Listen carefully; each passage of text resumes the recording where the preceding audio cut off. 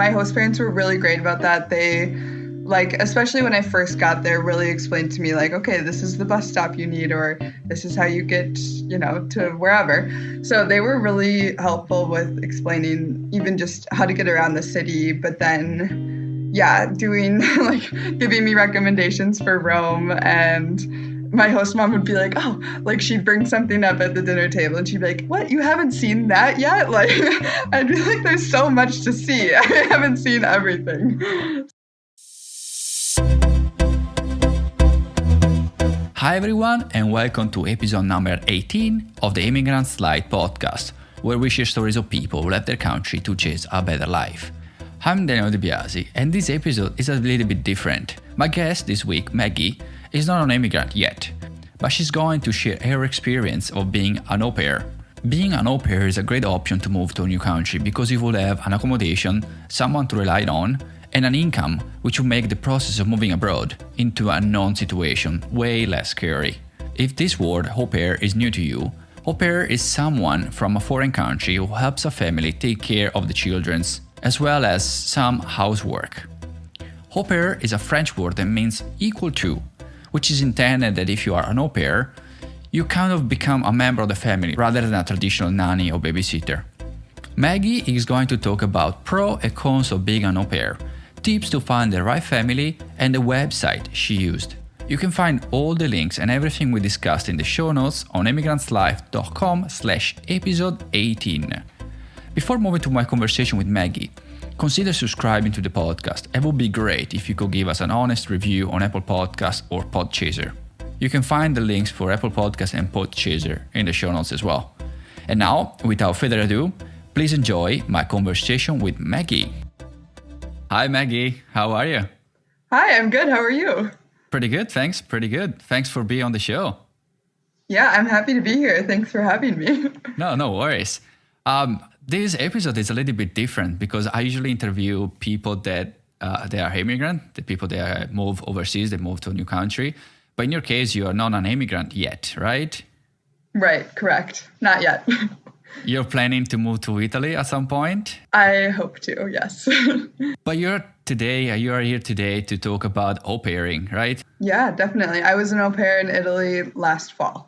So au pair, for people that like me don't know how to spell it, is spelled like AUPair, but it's pronounced au pair. And can you tell me a little bit more? What's first of all, what is au pair?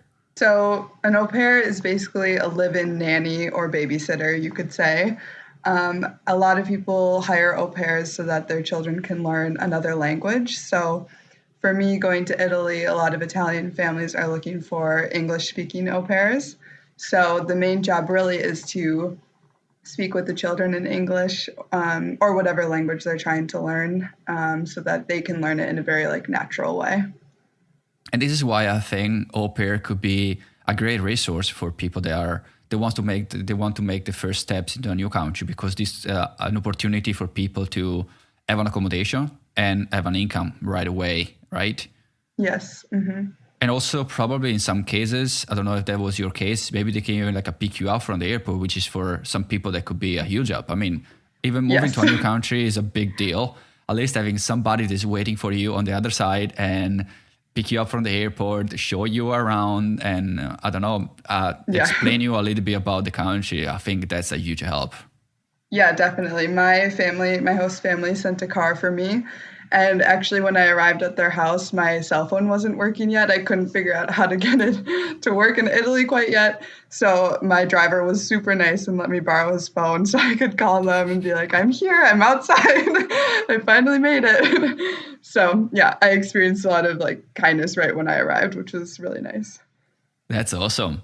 Yeah. And was this the reason why you use au pair for your first? Because you didn't use the au pair the first time you went to Italy. Correct. So I studied abroad in Florence 3 years ago. So for that, I just went through a program through my university, and I was living in Florence for 5 months, just in an apartment with other students.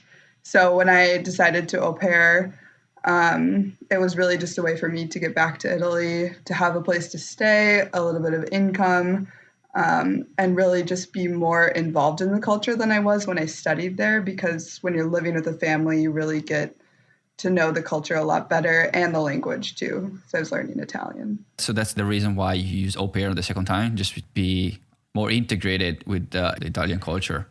Yeah, definitely. Because when you're living with other students, you don't really get, you know, you don't necessarily get interaction with local people unless you're going out and getting that, which I had with my professors or if I went, out to a cafe. But when you're living with a family, you get to know, like their family, their friends. You're part of the children's lives. You go to activities with the kids. So you're really like living your Italian life because you're so integrated into their family.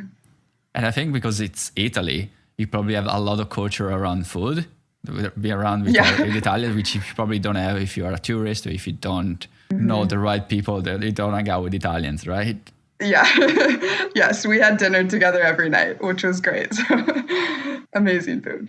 And what's the process to become an au pair? Is that how you call yourself, like au pair? Mm-hmm. Yeah, au pair. So I actually went through an agency. So a lot of people use, there's a website called AUPair World, I think. So you can make a profile and find families in whatever country you want to go to. But I ended up using an agency called Roam Abroad, which is based in the US. But they send au pairs, or as they call us, travelers, to different countries. So I think they do like Italy, Spain, France, and China, I believe, right now. So working with them, they actually matched me with families, and then I could interview with the families if I thought they were a good fit. And I had decided I wanted to go to Rome because I'd already lived in Florence, so I wanted something new, and I have visited Rome before, so I really liked it. So they connected me with families in Rome, and actually the first family I interviewed with ended up being my host family. We just connected really well when we video chatted, so I ended up being their au pair. Okay. And what's the difference between going with an agency and doing on your own? I think the nice thing about having an agency, at least for me, was that they could connect me to other au pairs once I had arrived. So it's an easy way to make friends. And then also you just kind of have another context. So if you're ever in trouble for some reason or you just need to like sort out an issue, they're always there for you, which is nice when you're living so far from home. Okay, but that does that mean that you have to pay this agency or they have a cut over your earning? How does that work? Yeah, so for my agency, I'm not sure about others. Mine, you pay an upfront cost for their services, but then you still get paid every week that you are an au pair. So it is more costly to go through an agency, but I felt like in the long run, it just made me feel better to like have that agency to back me up if something ever were to go wrong. And then also just to be connected to the other au pairs that they knew were in Italy and especially in Rome. Like two of my friends were also from the same agency. So that was really nice. Yeah. And speaking of money, because I heard other people, because I did some research before this interview, and I heard other people that were kind of not complaining, but they were like, accounts of au pairing was the earning, the money you can actually make. It's actually pretty little. But when you're considering all the service, then you have an accommodation, you have food, you have a family, you have like a support from this family. What's your takeaway about earnings, about the income of au pairing? Yeah, definitely. It could be considered a con, I think, because you don't make as much. I mean, I definitely didn't make as much as I would make doing the same job in the US. But like you said, you get free accommodation. You don't have to pay for any of your meals unless you want to go out to eat one night. And then, yeah, you do get the experience of living with a family locally. So you definitely don't earn as much as you could, doing other jobs, or maybe had I stayed in the US, I could have earned more. But when I weighed out the experience and having a place to stay, food, etc., it made it worth it to me. Okay, but was that enough for you to sustain yourself, or was just, for example, if you start with, I don't know, if you leave your country with $1,000 in your bank account, for example, at the end of the experience, do you think you will have the same amount of money in your bank account, more, less? Yeah, definitely less. I think it depends also like how much you travel while you're there and how much you spend on a weekly basis.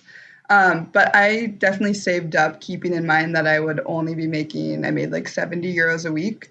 So I saved money going into it knowing that I wouldn't be making a lot. And then I ended up traveling some. So I kind of knew like this was my one chance to like do a lot of travel again because I was in Europe. It's so easy to travel in Europe. So I think if I hadn't traveled as much, I definitely would have been okay. But yeah, you have to save up for it. I think especially if you're coming from the US and you want to have those experiences like traveling. But if you want to just really stay where you are, which is totally fine too. I ended up feeling like I left Rome too much.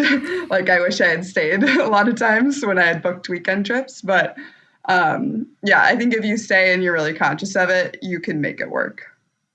Okay, perfect. And so that means when you do this, you have like enough free time to actually do a little bit of traveling, and maybe for some people, because how I see it is for people not just the traveling. I'm trying to focus for people that wants to immigrate. So I use this as a getaway to go and move to a new country. So the way I see it is you do au pair at the beginning of your experience to start making your first steps into a new country, and use your spare time maybe to find another job to get you to the next level, to actually make you find a sponsor, to get a sponsor, you get a work permit to stay longer in the country.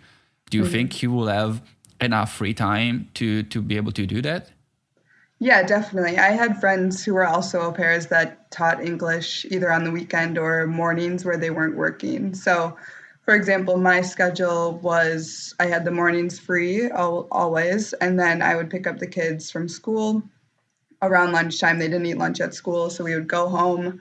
I would make them lunch, and then we would hang out, work on their English or their homework, and then go to their activities for the evening. And then we would be home in time to eat dinner with the family. So there's definitely time in the morning, and then you almost always have your weekends free. I mean, some families it might be different, but usually you can get a feel for that before you go over. So there's definitely time for an extra job or looking for a job.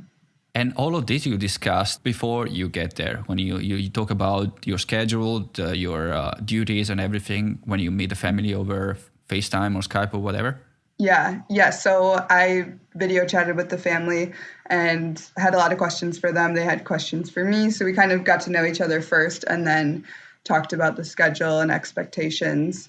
So I had a really clear idea of like what my hours would be going into it and what I'd be making pay-wise. And then once I got there, of course, you get to know the family and maybe you help out around the house a little more. Like, for example, I would make the kids' beds in the morning.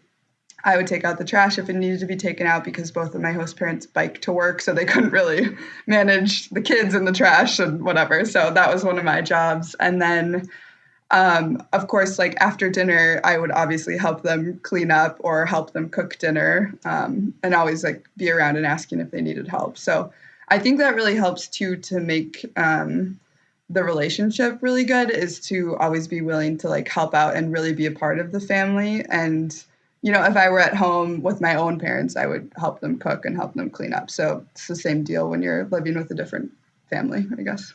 Fair enough. Fair enough. Yeah. Do you have any maybe some tips that you can give to people that they're going to the first interview when they interviewed this family? Was maybe the things that you learned from your experience, the things that you might need to ask? Because sometimes even like talking about the money, how much you get paid, maybe some kind of like a topic that people don't want to discuss. And do you have any other tips that you want to share? Yeah, I mean, definitely go in with questions. And I think the first thing that's the most important is like feeling out, like, I don't want to say the vibe, but there's a certain like energy you can feel from the people. So with my host family, I felt like we got along instantly, and that was really great. And I think what's really important is asking about the kids. So, what do they like to do? Their ages, what activities do they have? For me, I had already been a babysitter for a very long time, and my host family ended up being a boy and a girl. And I had babysat a lot of different families that also just had a boy and a girl. So I definitely knew like how the relationship worked, and how to take care of kids of that age. So that was important. I think also one thing that's really important too is asking where they live in the city, especially for a city like Rome, it's very big. There are a lot of different neighborhoods. And I had a couple friends who ended up being like very far out of the city center.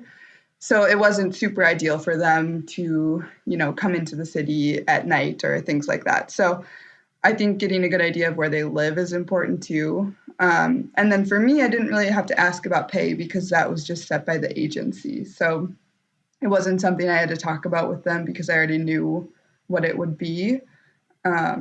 But yeah, I think just getting a feel for them and making sure, they seem like a good fit for you. Okay, perfect. And sorry, I want to go back to money again. I think it's just an important thing for people that move abroad. Yeah. Because the other thing I heard from other people is that paid is a little bit, there's like a gray area where people usually pay you in cash and they pay you weekly, monthly. Sometimes they forget to pay you. Is it different with an agency? So if you go for an agency, you get paid through the agency like you would be through, I don't know, like Airbnb or that kind of things that you host and you get paid through the agency? No, so actually it was just directly from the host family. So kind of similar where you just get paid in cash. I don't know if other agencies are different, but it's a little bit hard because you're, oftentimes just on a tourist visa, so you can't technically work. So it definitely is a gray area for au pairing, I think for anyone, just with, getting or not being on a certain type of visa. So yeah, the family just paid me directly. Okay. And is there any requirement to become an au pair? I think just having prior experience taking care of children is a big thing. I know a lot of people maybe have taught English before or been a teacher, but I think just having experience either being a babysitter or a nanny is important because your one job is to take care of the children. So. Okay, so there's no like age requirements or language requirements as far as you know? I'm not sure about age. I think agencies might have a limit, like maybe you have to be 18, but I'm not totally sure. I think most of the other au pairs I know are at least 18 or older. I would imagine that you probably need to at least be 18 years old to do it, just for legally to do something like this. But I was maybe thinking maybe there's an age between, I don't know, between 18 and 35 or something like that. Or anybody, even somebody in his 50s or the 40s can do something like that. Yeah, I'm not sure about like a maximum age requirement. I think the oldest au pair I met during my time in Rome was late 20s. So I think typically it's viewed as something you can do when you're younger because, you aren't tied down to maybe a partner or a family. So you have the freedom to travel. I don't think there is a max age limit, but I think typically it's viewed as something younger people do. So. Yeah, no, makes sense. I mean, because it's something that you can do, you can only do alone. A couple can apply to be au pair together, right? Not that I know of. That's what I imagine. Yeah. So one of the requirements or one of the reasons why they hire you, like let's call it hire you, was to teach English to their kids, right? Mainly. Or what was the biggest reason why they hire you? To take care of the kids or to teach them the language, or both? I don't know. Definitely both. I think they're both equally as important, but definitely teaching English is a big deal. So at least a lot of Italian families look for people where English is their mother tongue. But I do have a friend who's Dutch and she is an au pair and speaks English with the kids because she's at a high enough level of English where she's fluent. She has a very good grasp of the language, so she can do it. But I would say definitely teaching English. So for me, because I speak both Italian and English, and my youngest child when I was in Rome was 6, I spoke, both languages because she wasn't at an age where she knew enough English. So I think it would have been really frustrating if I had only spoken English with her. I mean, she would have picked up, but it would have been, maybe a little bit more frustrating for her than if I could, switch between the languages. But I do have friends who only spoke English. They didn't know any Italian and they got along just fine. So I can't even imagine being in that situation where you can only speak your own language and you can understand what they say. At least the parents were speaking English, right? Yeah, so my host mom was actually Spanish, but had lived in Italy for many years. And my host dad was Italian, but they both spoke Italian, English, Spanish. So often at the dinner table, it was a mixture of all three languages. So I learned a little bit more Spanish again, which was good. Yeah, because you told me that you grew up learning and speaking Spanish, right? Yeah, so I learned Spanish ever since I was young. I think that's the experience of most people in the US is Spanish is the second language you usually focus on. So I studied it all the way until I went to university, and then just switched to Italian because that's where I wanted to be and that's the language that I was more passionate about. It's a good language. It is. And did you find, because another thing I find out from my research is that sometimes being an au pair could be or could feel unsafe because you get into somebody else's house and could be some like a weird situation. Did you witness any of the situation? How did you feel about safety when you moved to with this family? Yeah, I mean, I felt completely safe. I think for me, that was another reason I went through the agency was just to know that they had already checked out these families. A lot of the families that they recommend have had previous au pairs, so you can speak to their previous au pair. I was actually the first au pair for my host family, so I wasn't able to speak to like a previous au pair. But I felt really safe about it because we had video chatted a couple times, and then actually before I left, we video chatted with my parents so they could meet each other. So that was really important for my parents to do, and my host family actually really loved it because Italians are so like family oriented. So I felt safe, and I also was familiar with the area they lived in already since I had been to Rome. I had friends that studied there. So I knew the area they lived in, and it turned out to be really great, really safe. I do have a friend who ended up being in a neighborhood that wasn't as ideal. So she, I feel like, missed out a little bit on some experiences because she was, maybe more afraid to leave her house when it was later at night or early in the morning, things like that, especially, as a woman being alone in a foreign country. If you don't necessarily speak the language or feel safe, that could really make your experience very different, I think. But overall, I felt very safe about it. Even your friend, and she didn't feel safe, not because of the family, but actually for the city and the area she was living in. Yeah. I didn't ask you about what age did you move to Italy? What age did you do your au pair experience? Yeah, so I was 23. I'm 24 now. So. Okay, so it was last year, right? Yep. Yeah, last fall. So September through December 2019. Ah, sweet. And you were on just on a tourist visa at this point, right? Yes. Yep. What was the visa? Because I never interviewed somebody that actually went to Italy or trying to move to Italy. This is the first time. So how was the visa? How long was the visa? So when you're on a tourist visa, it's not something you have to apply for as a U.S. citizen when you're going to Europe. So you can be in the Schengen zone, which is, I think it's 26 countries in Europe. You're probably familiar with it. But you can be in that zone for 90 days in a 180-day period. So I made sure I booked my flights where I was there. I think I was there like 89 days, so that I didn't go past my visa date. And then had the pandemic not happened, I wouldn't have been able to return until after like mid-March. So I would have had to wait 90 days once I got back to the US to go back if I was going on a tourist visa. But like I had told you, I had planned to go on a student visa and take Italian classes. And so that's a different visa process. So you can stay longer on the student visa. Okay. And do you know if when you're a student, are you allowed to work in Italy? Yes. So I believe on the student visa, there's a certain number of hours you can work per week. I don't know what it is exactly, but yes, you can work on a student visa.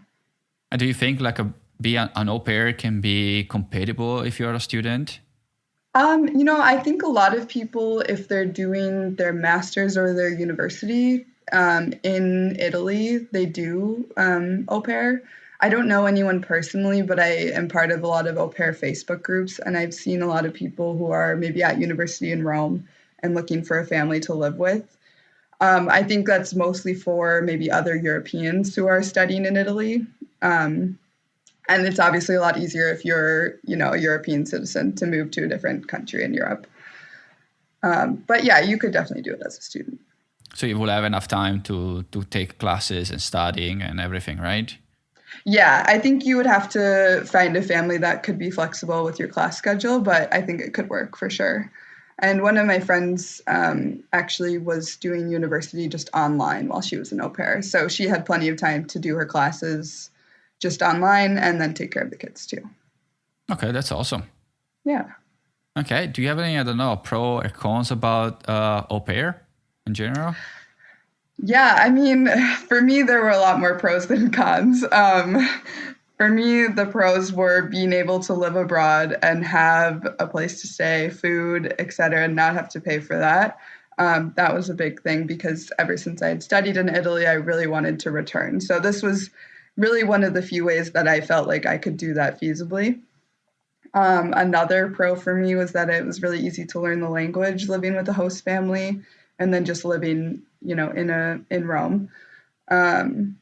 You also get to experience another culture firsthand because you're living, with Italians. So to be able to experience the culture like to that level and to get to know it so much more was really important for me. I think the cons would be maybe a little bit less freedom than you're used to when you're just living at home or on your own, because you are constricted by your schedule and, what your host family is doing. I didn't find this to be like a hard thing. I went on a weekend trip to London because my cousin was living there and my host family was very nice about arranging that so that I could leave like one day early. And not work for one day and then make up another day. So they were really flexible, but I know like some people that might have been, really hard for them to maybe have that conversation with their host parent or feel like they couldn't skip out on work or, things like that. I think also for some people, a con might be some of the cultural differences if you're not used to them. So like, eating dinner together, which I didn't think was a bad thing, but, some people might not be used to that or just, the way Italians live is different than Americans. So if you're not used to that, you might, find it strange or hard to adjust to. So I think it was helpful that I had already lived in Italy and kind of knew some of these things. But for friends who hadn't been there before, it might have been harder to adjust.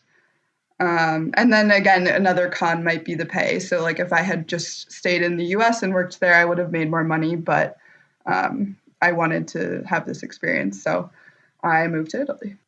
Yeah, no, fair enough. I think it's a great opportunity that you can do that. And as we discussed before, being able to live with an Italian family in Italy, mm-hmm. I think that's the best way to leave the country. Yeah. Definitely. Because correct me if I'm wrong, but because you've been to Rome twice, the first time mm-hmm. on your own, and the second time you were living there with the family.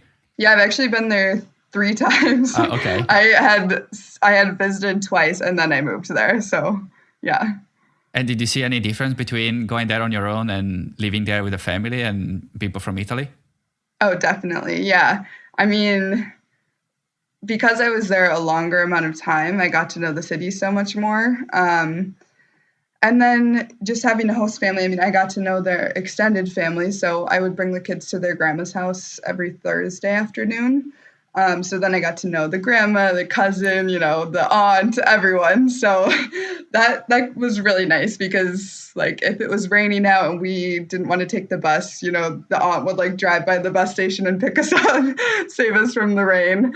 And, I was always invited to like their family birthday dinners at the grandma's house and things like that. So it's definitely a different experience when you're living there and you have a home base like that. Like, you get to know your neighborhood. But even just, most mornings during the week, I would just walk around the city and go like sketch somewhere, write somewhere.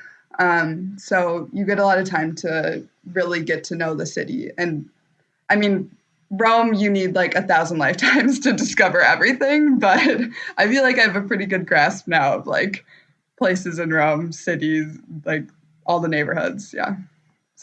Yeah, because another thing that because I'm Italian, I know the culture different between Italian culture and American culture. Yeah. And I don't know, being around Italians, even like a breakfast, for example. If you are an American and you go to Italy and you have the freedom to make breakfast, whatever you want, you will have an American breakfast. Because when I talk to people here in Canada or was in New Zealand, I was talking about breakfast being something sweet. They would look at me like I was coming from another planet. Like, what are you talking about? Like a sweet for breakfast? Are you crazy? Yeah. And the same, and vice versa, when I talk about to Italians that we don't, here in North America, we don't have sweet breakfast. They look at me like, really? How else can you eat for breakfast? Even these kind of things, if you don't know and if you don't get into the culture and talk with people, you don't know all these kind of things. Even I don't know, even to the cafe in the morning, have a croissant and cappuccino, that kind of things that for Italians is totally normal. That's what you do when you go to the cafe. But for an American or for somebody else, it's not that common. Maybe they don't even go to the cafe. They go at the pub to get a breakfast because that's the kind of things you do in North America. Yeah. So all of this, and even for me as Italian, I remember when I used to go travel, even find the right restaurant with the proper food. You can't follow where tourists go. That's usually the crappy food and usually it's the most expensive and it's not good quality. But if you ask somebody there, a local person, they'll tell you to go in down this little, alley or just in this little street, in a restaurant that looked like the shittiest restaurant you can find in town, but they got the best food run by a family. Maybe the grandma is cooking food that is the best food you can have. And you can't find that if you don't integrate with the culture, if you don't speak the language. And I think the way that au pair and living with the family, they can tell you, even like a tourist attraction, if don't go there because it's expensive, it's busy, and it's not actually worth it. Go over there, which is exactly the same, but it's free. That kind of things that you will necessarily don't know if you're on your own or if you follow a tourist guide. Yeah, no, totally. My host parents were really great about that. They especially when I first got there, really explained to me okay, this is the bus stop you need, or this is how you get, to wherever. So they were really helpful with explaining even just how to get around the city, but then, doing giving me recommendations for Rome. And my host mom would be she'd bring something up at the dinner table and she'd be like, what, you haven't seen that yet? I'd be like, there's so much to see. I haven't seen everything. So they were always giving me recommendations. And then I was always doing day trips on the weekends, and they were always like, you're seeing more of Italy than we've seen. So it was funny. They were a little bit jealous that I was traveling so much, but they were super helpful for getting used to Rome and figuring out how to get around. Yeah, that's awesome. And do you have anything else you wanna add that we didn't discuss?